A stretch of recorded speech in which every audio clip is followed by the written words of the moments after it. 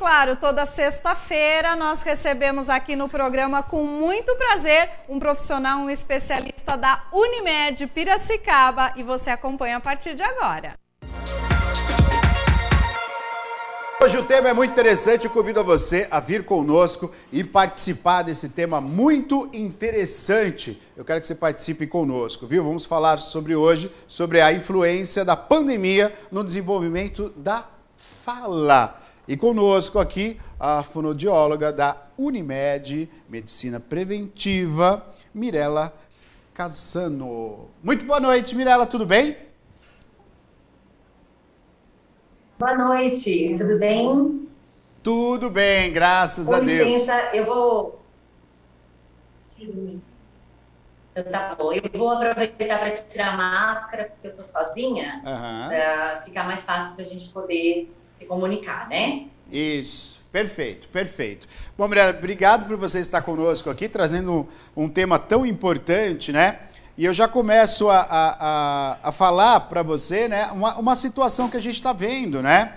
A gente está isolado, estamos isolados, né? As crianças sem aula, né? Com isso, a gente acaba tendo uma situação atípica, né?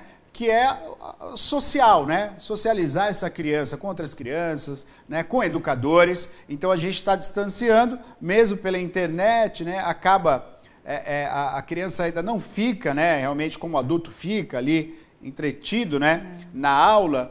Então a gente vê que é um momento muito complicado. E aí com isso, vamos falar um pouquinho dessa influência da pandemia, né, nesse desenvolvimento, que a gente sabe que a socialização da criança é importante na contribuição da fala. Colocou em risco, de fato, Mirela, por gentileza. Em primeiro lugar, eu gostaria de agradecer muito a oportunidade de estar podendo falar com vocês. E em relação à influência da pandemia, realmente é o que você falou, a gente está tendo problemas aí de socialização das crianças, de socialização com outras pessoas, inclusive, principalmente na escola, né? Então, o que a gente pede para os pais? Tem crianças nascendo aí o ano passado. Então, a gente pede para os pais tentarem evitar o máximo os testes, né? Também por conta de muito tempo estar aí nas telas, né? E o próprio fato de não ter essa comunicação mesmo entre outras pessoas, não sentir essa falta não sentir essa dificuldade, na verdade, para se comunicar com outras pessoas. Porque às vezes, quer queira, quer não, os pais, eles dão um jeito de entender, então não forçam muito a questão da fala correta, né? E então a gente está tendo um problema aí grande por conta da pandemia. É isso mesmo, olha... Desculpa, pode falar.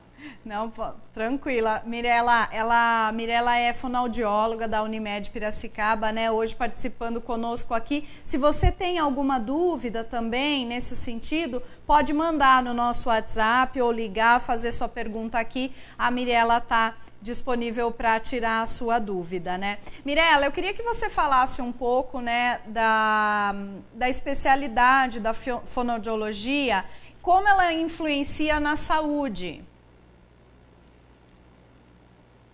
Certo. A fonoaudiologia, assim, a fala, ela é considerada a grande diferencial do ser humano, né? Então, a fonoaudiologia, ela trabalha com a fala, ela trata a fala, então, tanto em relação ao desenvolvimento, né, correto da fala, quanto aos possíveis distúrbios aí que vão acontecendo no decorrer da vida da pessoa. Então, a gente trabalha com crianças, adolescentes, adultos, idosos, né? Então, a gente trabalha com todo esse desenvolvimento de fala e linguagem, que é essa grande, vamos dizer... desculpa, gente, porque às vezes dá uns brancos, né?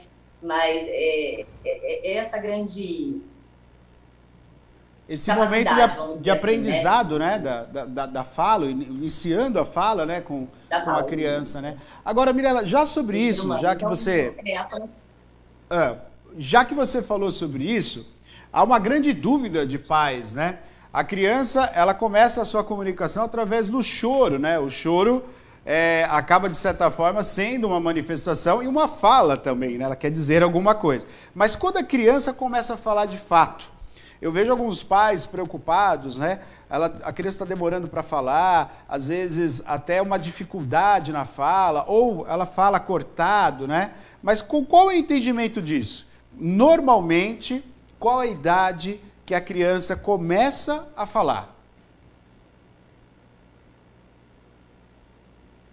Olha, normalmente, assim, dentro de um ambiente, tá? Isso é importante falar, porque se a criança não estivesse sendo estimulada da maneira correta, vai atrasar um pouquinho para falar. E aí não é que essa criança ela tem um problema, um transtorno, um distúrbio. Às vezes, realmente, é a maneira com que ela não está sendo estimulada, no caso. Dentro de um vamos falar assim, dentro de um melhor ambiente, a criança costuma a falar por volta de um ano e meio, mais ou menos, ela já está falando as primeiras sílabas, está juntando uma sílaba com outra, né?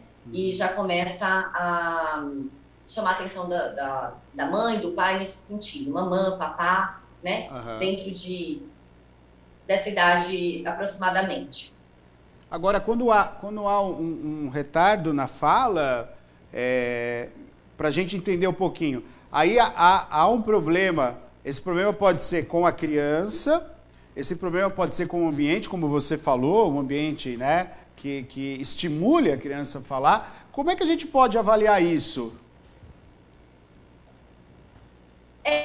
Olha, vamos pensar o seguinte: a criança ela passa por várias etapas, né, nessa aquisição da língua, de muita ajuda, porque os pais, eles são espelhos, né?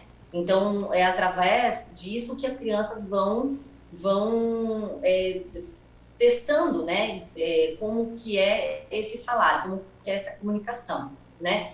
Então, na verdade, existem distúrbios que dependem da criança, só da criança, né? E aí são os distúrbios que a gente vai precisar identificar para poder reabilitar, e aí, por isso, da nossa profissão também.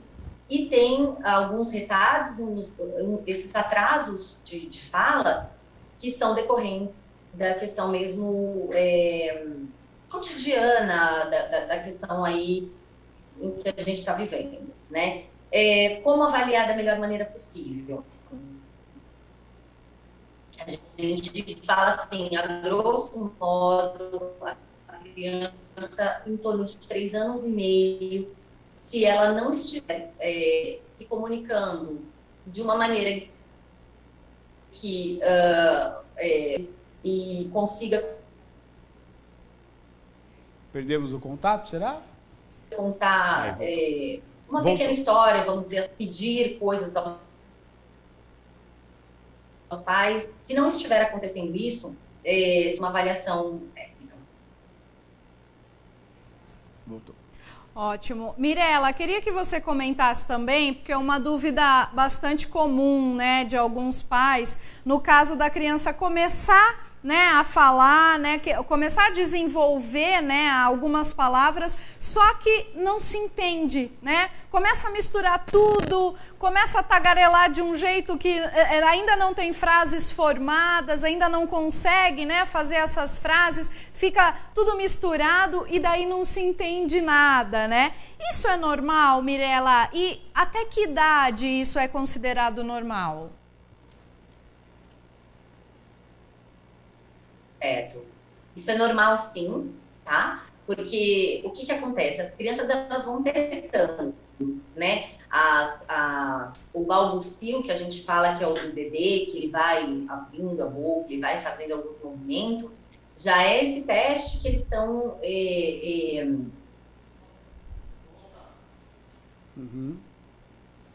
Nós estamos aí conectados, né? Essa tentativa dos nossos. Né? Pois não. E, então, assim, desculpa, tá tudo bem? Voltou, a gente está tendo um pouco de um probleminha de comunicação, né? De internet, mas agora acho que voltou. Estamos conectados. Pois não, pode falar. Desculpa, eu não sei se vocês tiveram algum tipo de questionamento aí no meio do caminho, no meio da minha fala, ouve não? Tá ok agora, pode retomar, por gentileza.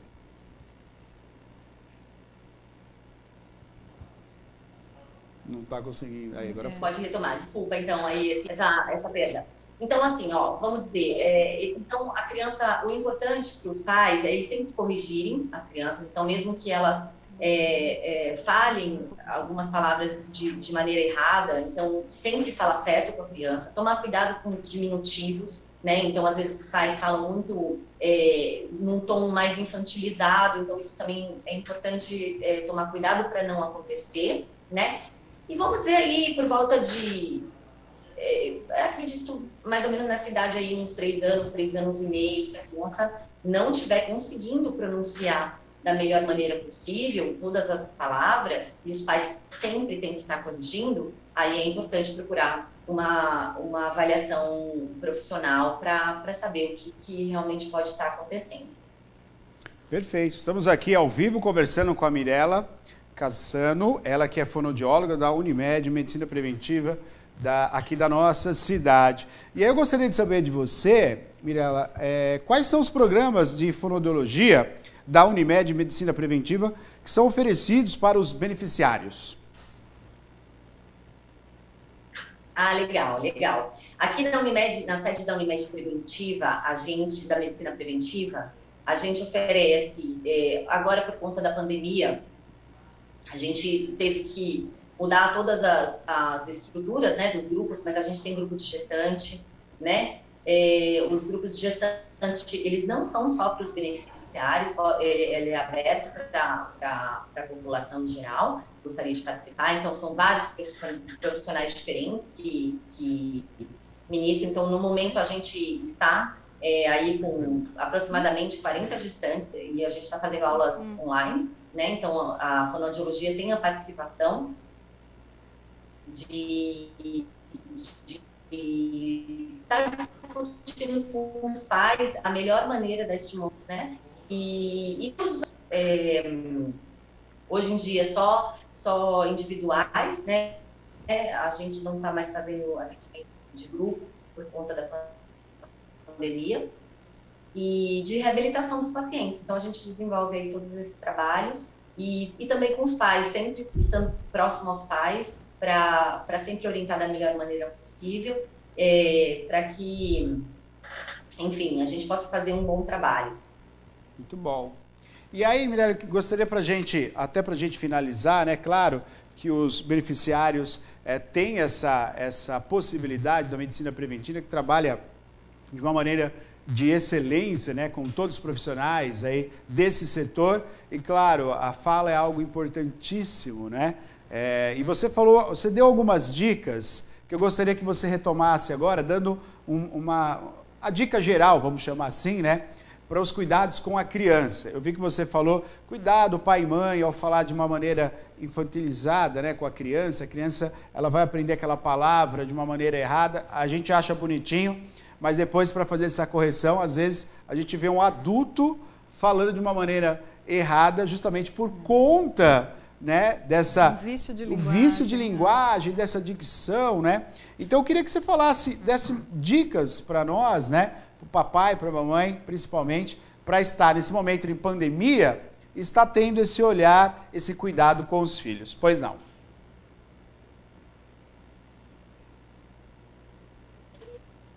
Maravilha.